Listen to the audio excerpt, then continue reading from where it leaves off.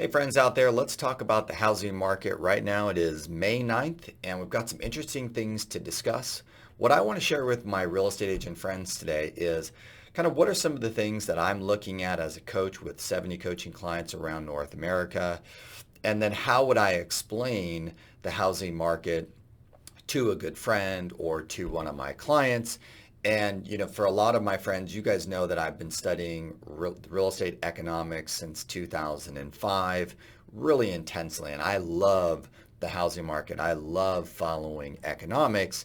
And so trying to make sense of all the things that are going on, then explain it in a way that's empowering for you as a real estate pro to move forward with your business, but also empower you with good education so that you can empower and share great things with your buyers and sellers. And our goal, of course, is to protect ourselves and all of our friends and family against fear-mongering and headlines. So let's dive in.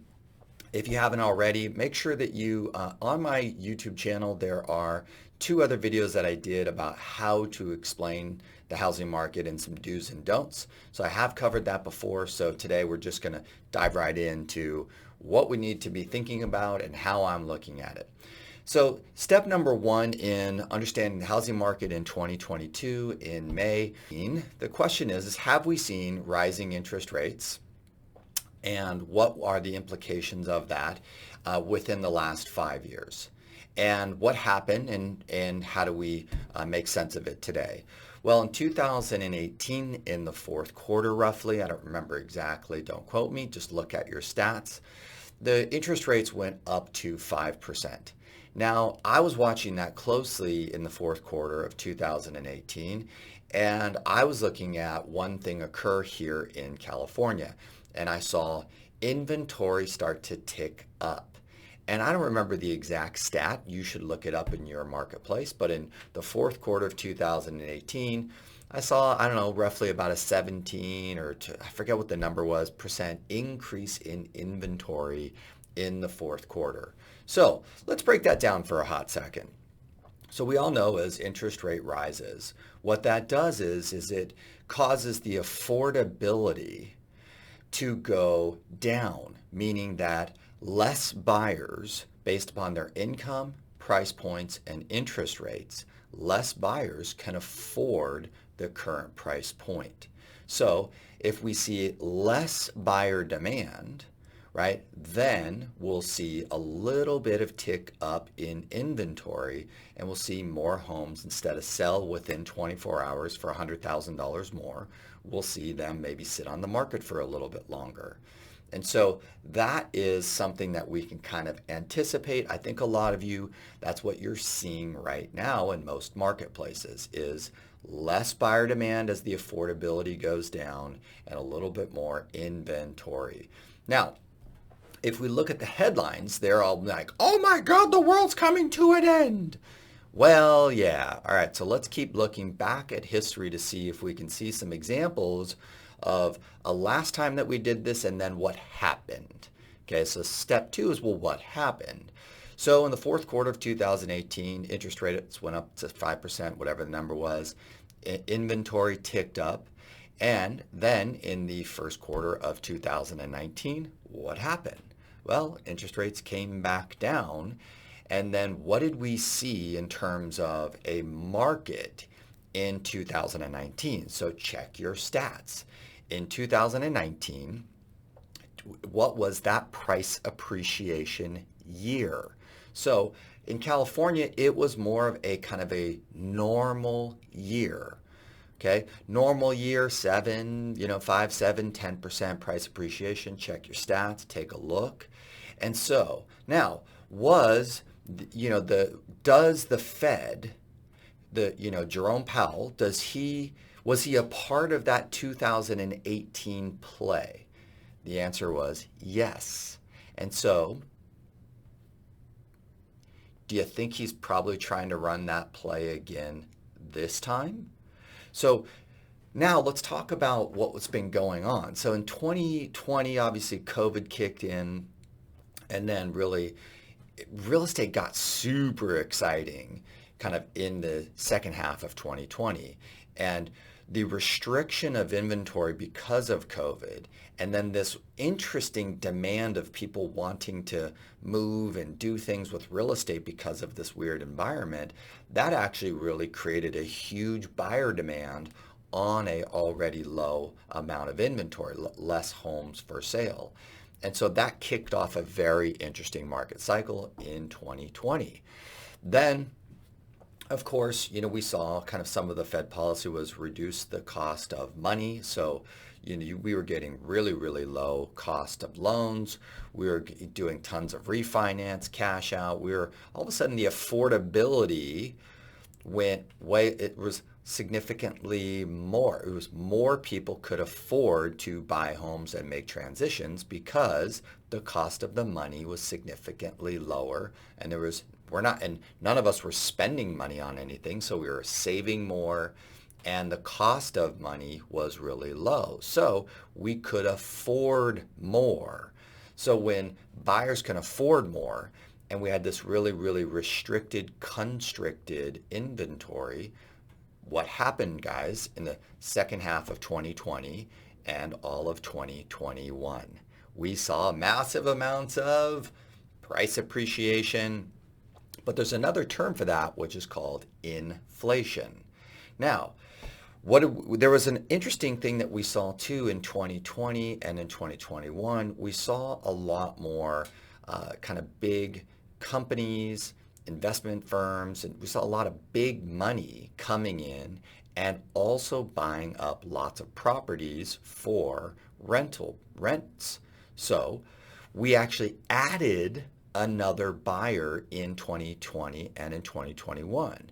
And so I don't know what the percentages are. You should probably look at it. Is how many of these kind of corporations and REITs and hedge funds and the Blackstones, what percentage of those homes did they buy in 2020 and 2021?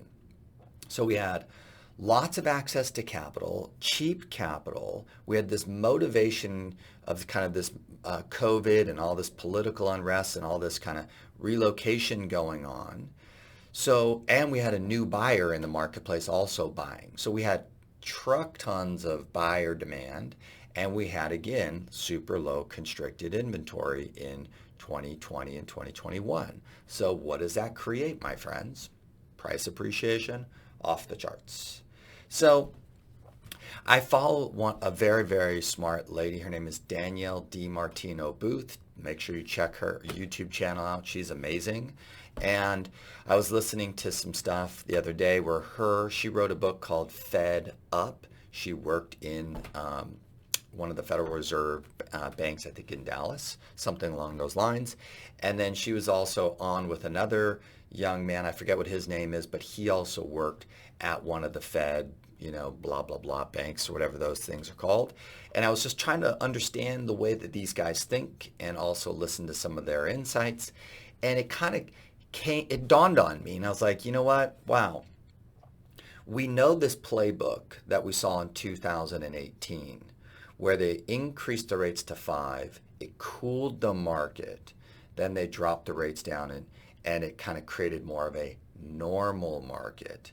And I was like, man, I started to think about this as a real estate coach, as a homeowner, as someone who likes to pay attention to real estate investing. I was kind of like, gosh, I kind of thought maybe they should have raised the rates maybe in 2020 to cool off that 20-30% annual price appreciation year, which was, I'm not entirely certain that was the healthiest environment for buyers and also for homeowners, right, in general.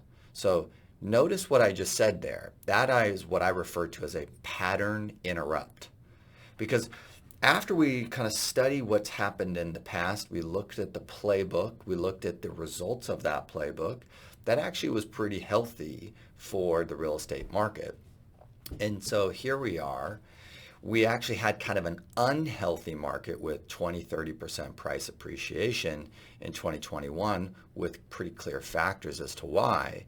So yeah, probably, it makes sense to me now that I look back and I go, wow, they raised the rates really aggressively here in 2022.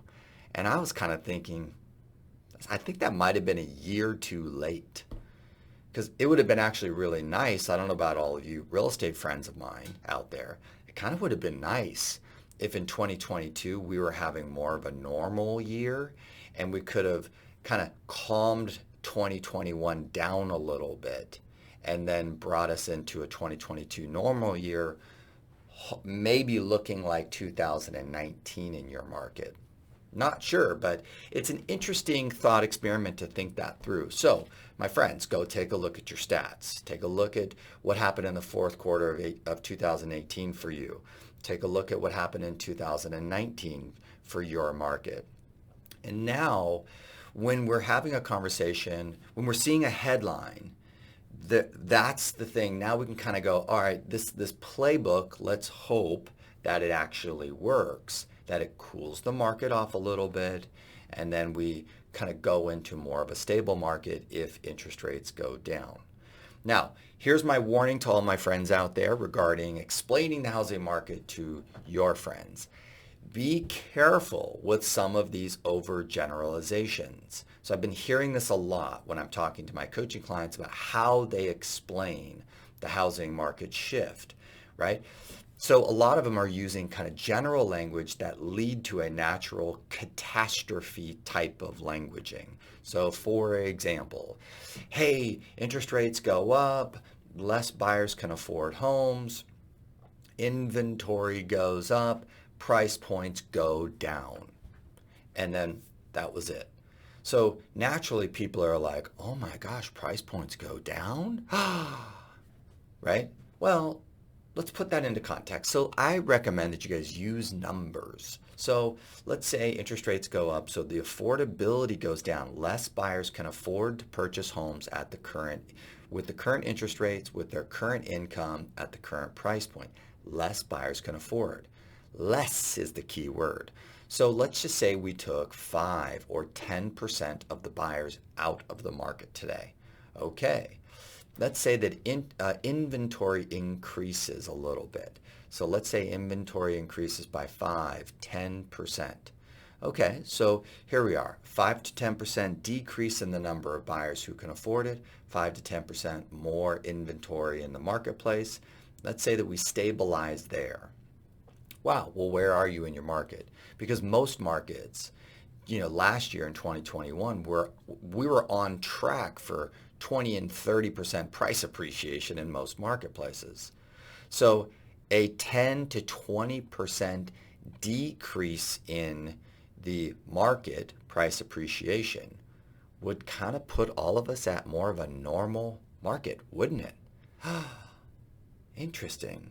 So if we use some numbers and we look at the past, look at the playbook, look at the example, and if we can kind of say, hey, here is some of the ways that I'm thinking about it, and then here's some of the things that I'm looking at. Here's what I would want to know if I was a buyer. Here's what I would want to know if I was a home seller. Here's some of the things that we need to be in consideration.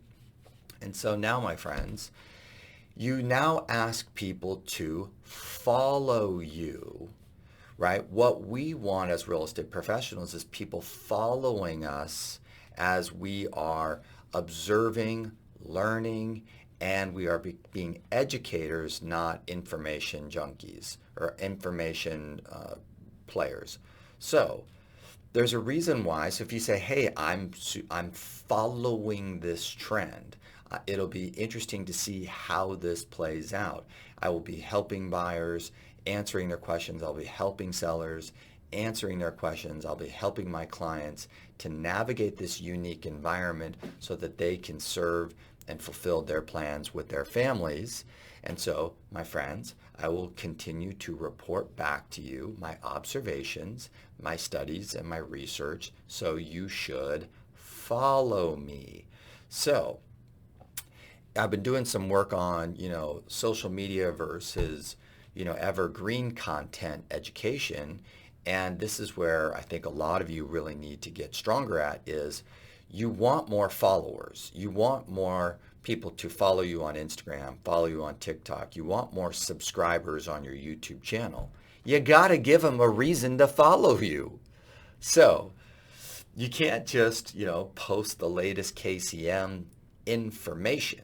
You have to become an educator who is teaching people how to view, how to think critically about what's going on. And then you have to be someone who has to be studying and learning, and then they'll want to follow your learning. They'll want to follow what you're seeing, experiencing, thinking about, how you're explaining and answering some of the big questions. And that, my friends, is why I see a lot of great people on who have really become good educators of the housing market, and their follower counts, their subscriber counts have gone through the roof. And so this is a great asset for us real estate pros to gain followers and subscribers, because they are following your journey. They are paying attention to the way that you're thinking about the real estate market, the housing market, and how you're serving buyers and sellers and helping them to think through and to navigate this environment. So I hope you guys enjoy. Let's have some fun, and let's watch and see how this thing plays out. And I'm just praying to the real estate gods that we see in the near future, that we see something a little bit more like a normal market, squashing some of this high inflation, squashing some of this intensity in the buyer demand, right? And making things a little bit more normal. All right, but we shall see, my friends. And if you haven't, subscribe. Make sure you jump on my e-newsletter, and I look forward to talking to you guys soon.